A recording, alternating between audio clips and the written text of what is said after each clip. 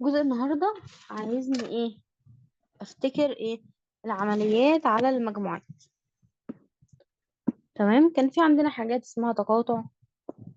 العلامة بتاعة التقاطع كان في علامة اسمها اتحاد. التقاطع دي معناها العناصر المشتركة، والاتحاد دي معناها كل العناصر المجموعتين بدون تكرار.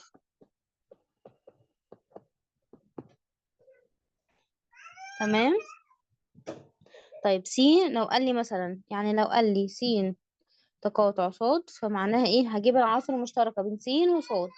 س اتحاد صاد، هجيب كل العناصر من مجموعتين بس من غير ما اكرر. يعني مثلا في التقاطع مثلا الاتنين موجودة في السين وموجودة في الصاد، هحط الاتنين مرة واحدة مش هحطها مرتين. تمام. طيب علامة الفرق دي، فرق صاد، معناها العناصر اللي موجودة في مش موجودة في صاد.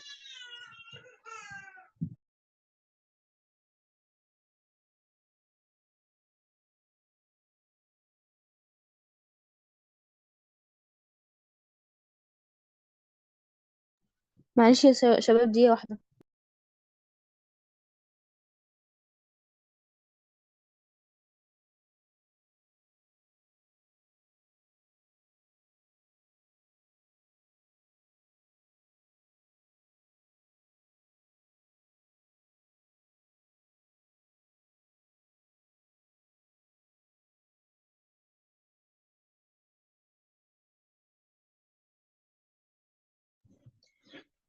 معاكم يا شباب، نكمل.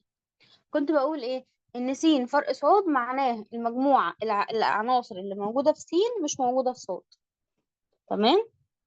طيب، لو العكس، لو صاد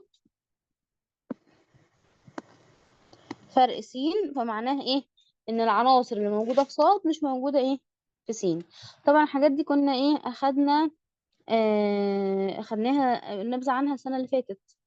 كان في على العمليات دي، التقاطع والاتحاد والفرق. فاكرينها ولا اه، تمام. تمام. طيب مثلا لو قال لي س، المجموعة س عبارة عن 1 و2 و3 و4، والمجموعة صاد عبارة عن 3 و4 و5 و6. فلو قال لي س تقاطع صاد، فمعناه ان هو عايز المشترك هنا ال3 موجودة هنا وموجودة هنا، ال4 موجودة هنا وموجودة هنا، يبقى التقاطع الحاجات المشتركة ال3 وال4. طيب س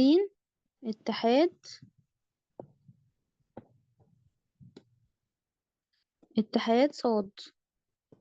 بص، هاخد المجموعة الأولى كلها اللي هي السين، 1 و2 و3 و4، واشوف صاد. اي حاجة متكررة مش هحطها. ال3 حطيتها قبل كده مش هاخدها، ال4 حطيتها مش هاخدها، ال5 ما حطيتهاش هاخدها، وال6 ما حطيتهاش هاخدها. يبقى ده الاتحاد.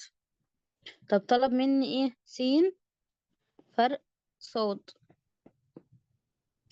بصوا، انا عندي التقاطع اهو 3 و4، اي حاجة بره التقاطع في س هاخدها. طب انا خلاص، يبقى انا هشيل ده وده التقاطع، يبقى فرق صاد اللي موجود في مش موجود في صاد، هو 1 و2.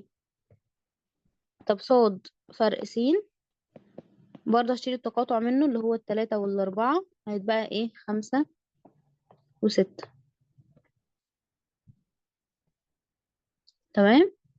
طيب ممكن يعمل لي ممكن يطلب مني يقول لي عايزة حاصل الضرب الديكارتي طبعا هو مش هيجيب لي حاجات هنا واضحة كده زي تقاطع فرق وكده، لا، هيجيب لي حاجات أصعب. مثلا يقول لي عايز الحاصل الضرب الديكارتي في المجموع في صاد اتحاد مثلا، عين مثلا لو مجموعة تالتة. أو يقول لي حصل ضرب تكرار في صاد تقاطع عين. أو يعكسها، يعني يقول لي الحاصل ضرب تكتل صاد تقاطع عين في س. هنا خدوا بالكم، دي مش هي دي حاجة ودي حاجة. طالما غيرت في الترتيب بتاع الضرب يبقى الايه الأزواج المرتبة بتاعتي هتطلع حاجة تانية خالص. تمام. طيب لو اه عايزة تمام. أمثلها بتمثيل بياني أو مخطط سهمي، هعمل ايه؟ برضو نفس النظام، هجيب العناصر صاد تقاطع عندي اللي هي ايه. يعني مثلا انا جبت س تقاطع صاد اهو، هو عايز مثلا س تقاطع صاد. فوالله هيبقى عندي ايه، هيبقى عندي المجموعة الأولى اللي هي السين اللي هي 1 و2 و3 و4، والمجموعة التانية اللي هي التقاطع اللي هي 3 و4. وابدأ امثل. الواحد هيروح للتلاتة، الواحد هيروح للأربعة، الواحد الاتنين هتروح للتلاتة، الاتنين هتروح للأربعة، التلاتة هتروح للتلاتة، التلاتة هتروح للأربعة، الأربعة هتروح للتلاتة، والأربعة هتروح للأربعة. وده ايه تمثيل الايه السهم بتاعها. تمام. والباقي نفس النظام نفس الفكرة، احط اهو الواحد والاتنين والتلاتة والأربعة اهو، واللي فوق التلاتة والأربعة، وارسم كده واجيب النقاط المشتركة. اهي كام نقطة؟ دي كام؟ 8 نقاط. تمام. طيب احنا كل شغلنا اللي فات، خلينا على الجزء ده الأول أحل معاكم حاجة. هنكتب لكم مثال ونحل. لو قال لي س، بيقول لي س المجموعة س عبارة عن 1 و2، والمجموعة صاد عبارة عن 1 و3 و5، والمجموعة عين عبارة عن 1. تمام. طيب عايز ايه بقى؟ عايزة امثلها بشكل فيلم. تمام. وبعد ما امثلها بشكل فيلم، عايز عين من اول شكل فيلم. تاني حاجة عين حاصل ضرب العين في تقاطع س وصاد. تمام. ورقم 2 اللي هو عين حاصل ضرب العين في س اتحاد عين في صاد. واحدة واحدة كده ونشوف ايه المثال. طيب هنا بيقول لي ايه؟ شكل فين. طيب انا ملاحظة هنا ان انا ايه، العين دي ايه، جزئية من السين ومن الصاد، صح؟ مع عناصر العين كلها واحد. تمام. مم. وهنا عناصر س 1 و2 وصاد 1 و3 و5. فانا لو عملت كده، فدي كده هتبقى عين، ودي هتبقى س، ودي صاد، والواحد احطه هنا، والسين هتبقى منها 2، والصاد هيتبقى 3 و5. من الشكل ده سهل بقى اجيب التقاطع، وسهل اجيب الاتحاد، وسهل اجيب كل حاجة. طيب اول واحدة بيقول لي ايه؟ خلاص انا رسمت اول ايه، عملت اول سؤال خالص. اول حاجة بيقول لي عايز العين في س التقاطع. س التقاطع اللي هو ايه؟ س تقاطع صاد اللي هو ايه؟ سين ده اللي هي اللي هو العين. عين، اللي هي عين. يبقى هضرب عين في عين. س تقاطع صاد، اكتب المجموعة بتاعتي هنا 1، وعين اصلا برضو 1. فهقول ايه؟ هيطلع لي زوج مرتب 1 اللي هو ايه؟ 1 و1. واحد واحد. ده اول مطلوب. طب تاني مطلوب، هي الحاجة تبان صعبة، لكن ايه، هيطلع لي ايه الموضوع سهل شوية. طيب عايز عين الحاصل ضرب ده كانت العين في س. فين عين 1؟ وفين س 1 و2؟ معناه ان انا هقول ايه؟ هيطلع لي 1 و1 و1 و2. ده ايه؟ عين في س. طيب عين في صاد هيطلع لي ايه؟ انفصاد، او او الانفصاد.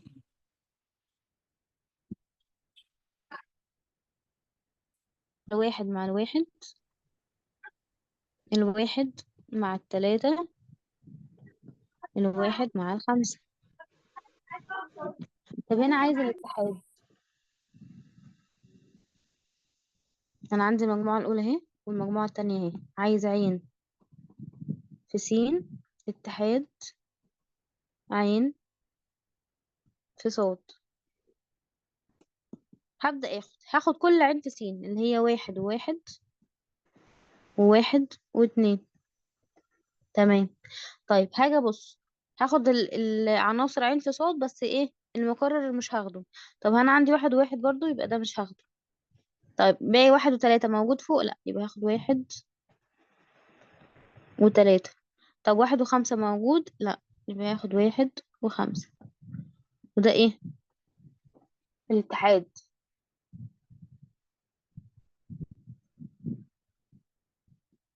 تمام. اه تمام. تمام، يبقى انا بحل كل حاجة لوحدها، هي تبان صعبة بس هي في المجمل سهلة يعني. هي بس تدريب تدريب اكتر، كل ما نحل بايدينا اكتر كل ما الموضوع يبقى سهل. طب كل كلامنا اللي فات ده كله كان عن المجموعات المنتهية، اللي هي ايه انا عارفة عناصرها كلها، عارفة عدد عناصرها. طيب لو عايزة بقى اضرب مجموعتين غير منتهيتين، زي ما قلت لكم مثلا مثال كان اعداد الطبيعية مثلا كانت عبارة عن ايه؟ صفر والواحد واحد والاثنين اتنين تلاتة. الى ما لا نهاية. آه. صح. فدي مجموعة غير منتهية، مش عارفة اجيب اخرها. طب عايزة امثلها، تمام، فهتديني برضو ايه مجموعة مجموعة غير ايه منتهى. غير منتهية. لو ضربتها في مجموعة غير منتهية هيدوني حاصل ضرب ايه برضو ايه مجموعة غير منتهى. عناصر غير منتهية. اه. تمام تمام. طيب عناصرها هتبقى ايه؟ لو انا ضربت مثلا مجموعة نون مثلا، عدد عناصرها نون، لو طه دي عدد عناصرها نون، هضربها في نفسها، فعدد العناصر يبقى ايه؟ نون تربيع.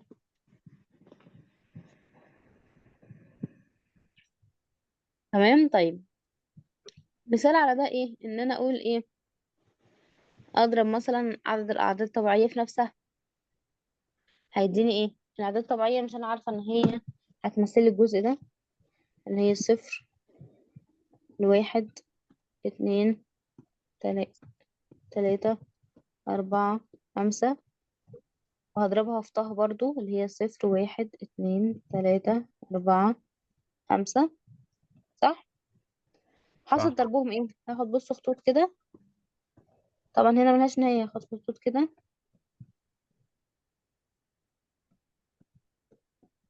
برضو هطلع لفوق إلى ما نهاية. فأنا حاصل ضرب طه في طه هتبقى ايه؟ هتبقى الحتة دي كلها. تمام. تمام. تمام. طيب صاد في صاد، صاد ايه اهي، مش بتمثل لي صفر هنا، وعلى اليمين الأعداد الموجبة، أعداد الصاد دي الأعداد الصحيحة، فيها اه. الصفر والايه سالب واحد سالب اتنين سالب تلاتة، وهكذا هضربها في نفسها اهي، هيديني ايه إيه. واحد اتنين تلاتة، هنا سالب واحد سالب اتنين سالب تلاتة، برضو همشي خطوط كده وهكذا. طبعا هي ايه انا مش يعني مش متمثلة عندي قوي يعني هنا.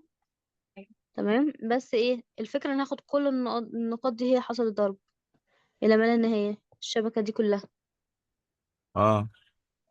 طب لو أعداد حقيقية ح في ح، لو عدد حقيقية.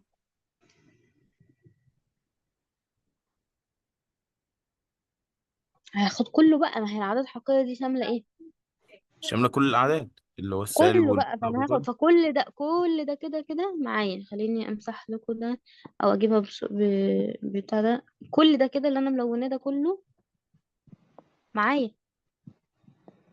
تمام. اللي باللون الاصفر ده كله كده ده حصل ايه ح في ح.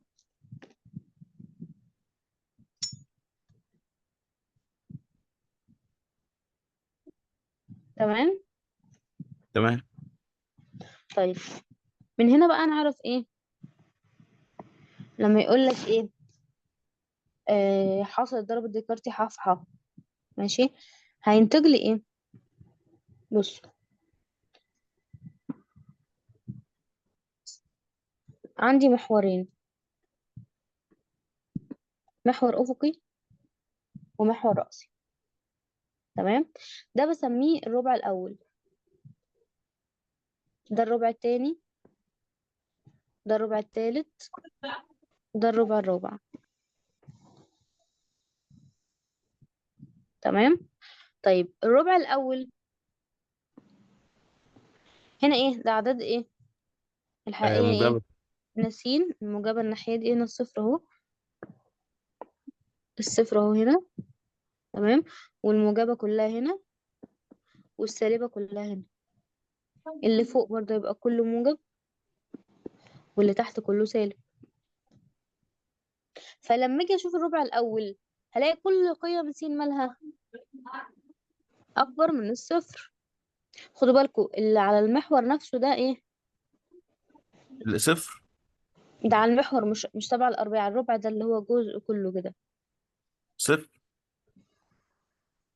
لا، ده على الصفر ده على المحور، على المحور نفسه، محور افقي ورأسي. فما بيكونش ضمن وحد الربع الاول او الثاني او الثالث او الرابع. مش فاهم يعني. يعني اي نقطه هنا على المستقيم ده، دي على الايه، على محور الصادات. اي نقطه هنا فهي على محور السينات. اه. يعني لما يجي لك مثلا نقطة مثلا س وصفر، اتنين هيقول لك وصفر دي في أي ربع. اه. دي دي فين؟ دي على المحور. على محور ايه؟ سين صفر على محور اسمه ايه ثانية؟ سين صفر على محور السينات. على محور السينات. لأن ايه مش هيتحرك من مكانه. هاجي أقول ايه مثلا أيا كان السين هنا بأي نقطة، هقف هنا مكاني، هاجي أطلع هقف عند الصفر، فدي على المحور. طيب يبقى أنا كل الحاجات اللي في الربع ده، اللي هو الربع الأول ده، السين بتاعته مالها موجبة، يلا. يعني أكبر من الصفر. والصاد برضو مالها موجب. موجبة، يعني أكبر إيه من الصفر. طب أجي أبص على إيه؟ يعني هنا السين موجبة، وهنا الصاد موجبة. حاجة أبص على المحور التاني، كل قيم سين مالها كل كام السين دي السين. ده اللي فوق. المحور ده بنسميه سين وسين شرطة، وده اللي فوق ده صاد، وتحت صاد شرطة كده. فكل قيم في بالسالب، ما هو هنا على اه. اليمين الموجب وعلى الشمال السالب، فكل قيم سين أصغر من الصفر سالب. طيب كل قيم صاد مالها كل القيم صفر، كل القيم بتاعت صاد.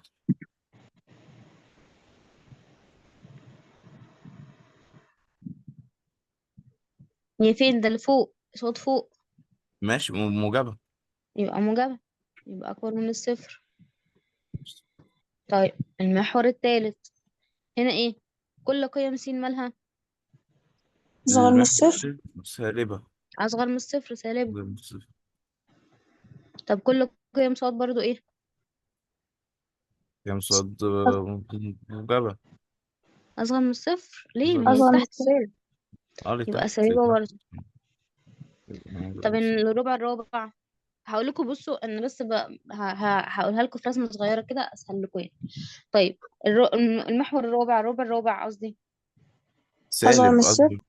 السين، كل قيم س مالها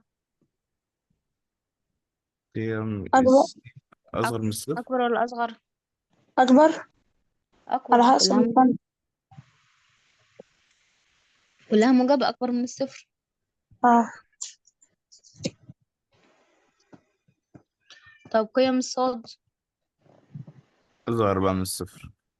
اه، يبقى الصاد أصغر من الصفر سالب. طب نلخص ده كله في ايه؟ بصوا كده هرسم لكم ايه عارفين البرشام بتاع الامتحان؟ اه دي برشامة الجزء. اهو بصوا، يبقى في دماغي ان ده المحور بتاعي اهو، موجب سالب، موجب سالب. والربع الاول هيبقى ايه؟ موجب وموجب. الربع التاني سالب وموجب. الربع التاني التالت سالب وسالب. سالب الربع الرابع وسالب موجب وسالب. وسالب. بصوا كده، الاول عكس التاني، هنا اتنين موجبة هنا اتنين سالبة. اوكي. تمام. طيب التاني عكس الرابع، هنا السين سالبة هنا السين موجبة، هنا الصاد موجبة، هنا ايه؟ الصاد سالبة. تمام. يبقى من الرسمة دي هعرف ايه؟ ان الربع الاول،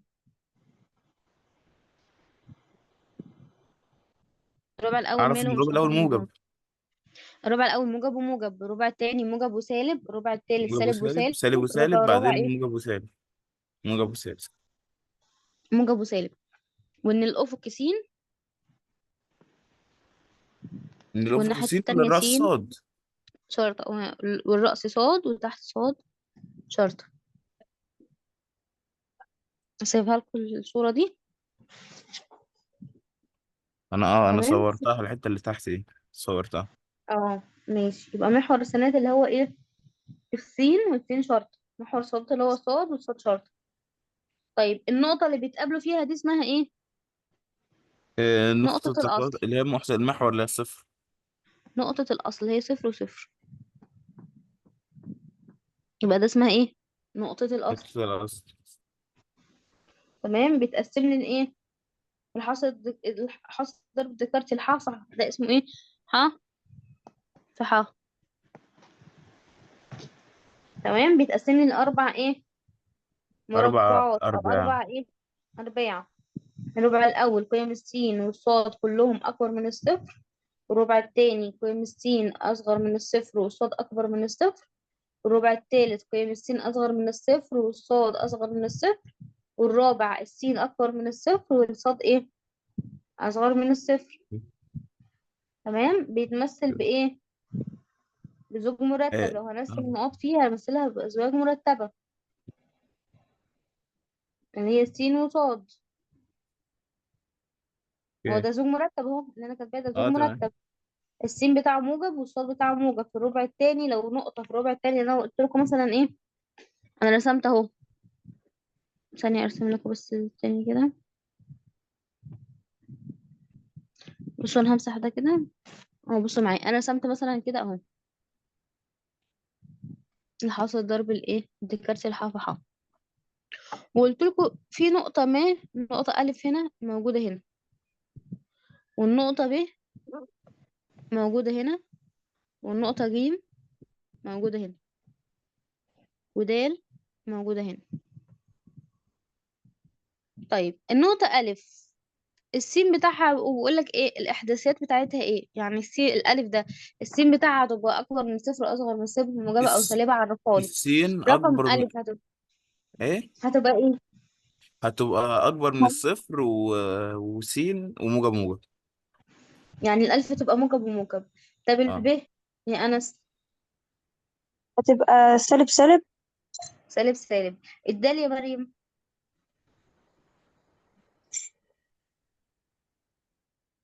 اكتبيها على البورد أو اكتبيها في الشات.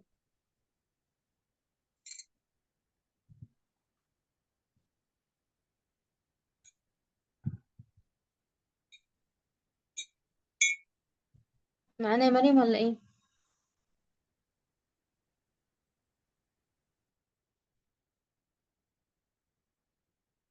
الرقم دال، النقطة دال يا مريم هتبقى ايه؟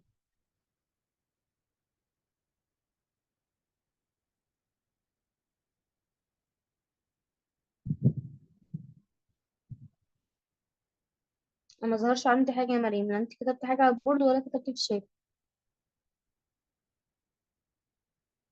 في حاجة ظهرت عندكم في الشات؟ لا. لا. طيب رقم د هتبقى ايه يا انس؟ سالب وموجب.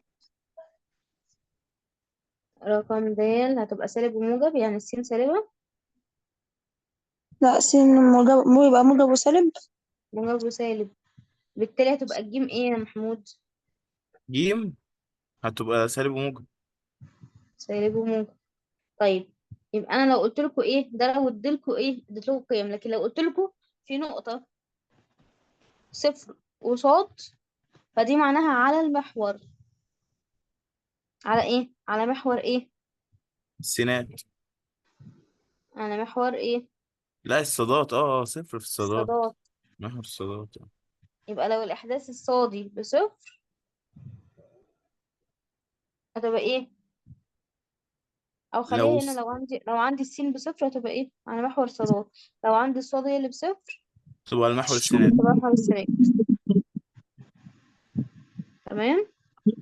تمام. طيب الجزء اللي هو حاصل ضرب ديكارتي لفترتين، انتوا عارفين الفترات؟ فاكرينها ولا مش فاكرينها؟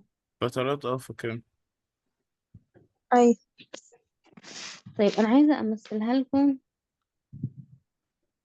معلش استنى هوقف بس التسجيل ثانيه.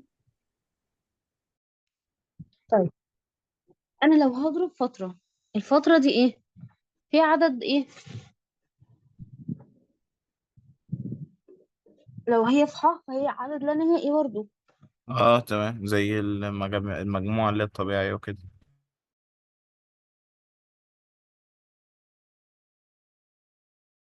او س مثلا، مجموعه س ده عباره عن الفتره مثلا اتنين. دي مش فتره ثانيه احنا. س مثلا صفر وتلاتة، مجموعه مغلقه. والصاد واحد وتلاتة. تمام. طيب عايز امثل س في صاد. عايز امثل ايه؟ س في صاد. ركزوا معايا. السين في صاد يبقى هاخد ايه؟ همثلها على المحور الافقي. همثل السين على المحور الافقي وصاد على المحور ايه؟ الرأسي. طيب السين من صفر لتلاتة، يعني من هنا لو ده واحد ده اتنين ده تلاتة، مثلا ده أربعة وده واحد اتنين تلاتة أربعة. تمام. فالفترة س دي من هنا كده، من الصفر هنا للتلاتة. تمام. بشكل أفقي، يعني الجزء ده كله كده ماشي، بس إلى ما لا نهاية فوق وإلى ما لا نهاية تحت، يعني كل ده معي. تمام. تمام. ده كله كده إيه معي. طيب السالب بكله. اه، بالسالب بكله اه. طب عايزة أمثل الصاد، همثلها على المحور إيه؟ الرأسي. من واحد لتلاتة، فين الواحد؟ أو يعني الحتة دي كده لتلاتة. يبقى أنا كل اللي بالأزرق ده كده معايا. طيب ايه بقى الحاصل الضرب بتاعهم؟ الحتة اللي في النص بينهم، اللي هي دي كده، ده حاصل ضرب الفترتين. لا اللي تحت ولا اللي فوق، ده كده مش معايا، ولا ده معايا ولا ده معايا ولا ده معايا، الحتة دي بس. تمام. تمام. وغالبا هيقول الفترات، هيقول لك مثلها لي ايه للايه المنفصل الطرف. بيانيا. هيقول لي مثلها لي بيانيا، مش هتعرف تمثلها له الا لو هي حاجات، يعني لو ارقام مثلا قال لك في الاعداد الطبيعيه مثلا من صفر لتلاتة في الاعداد الطبيعيه. تاني هشرحها تاني. هنا بيقول لي ان السين عباره عن الفتره من صفر لتلاتة، والصاد عباره عن فتره واحد لتلاتة. تمام. فانا لو قال لي س في صاد، فهرسم السين على الأفقي، هاخد أرقامها على الأفقي، وهتبقى واخدة إيه؟ كل الرأس بتاعها. يعني إيه يا مس؟ يعني أنا عندي الحتة دي كده، تاني أمسح دول.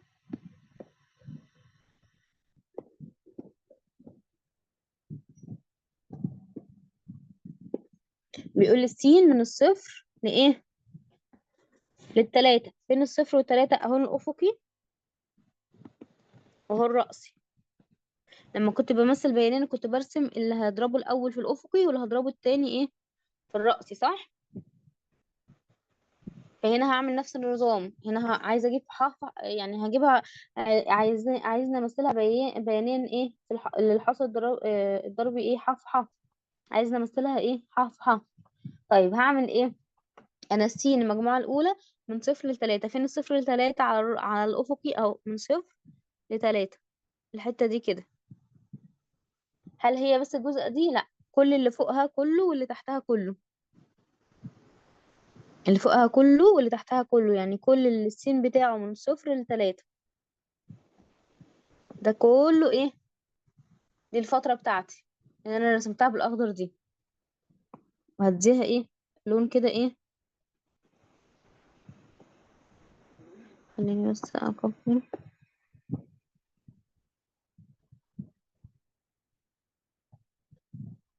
لغاية ما رسمت الفترة س دي فيها مشكلة، او رسمت المجموعة س فيها مشكلة؟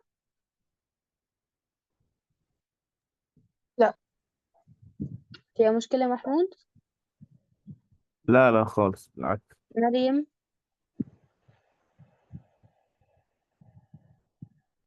تمام. طيب عايزة امثل صاد، فهمثلها فين؟ على المحور الرأسي. اغير اللون عشان بس ايه تبقوا مركزين.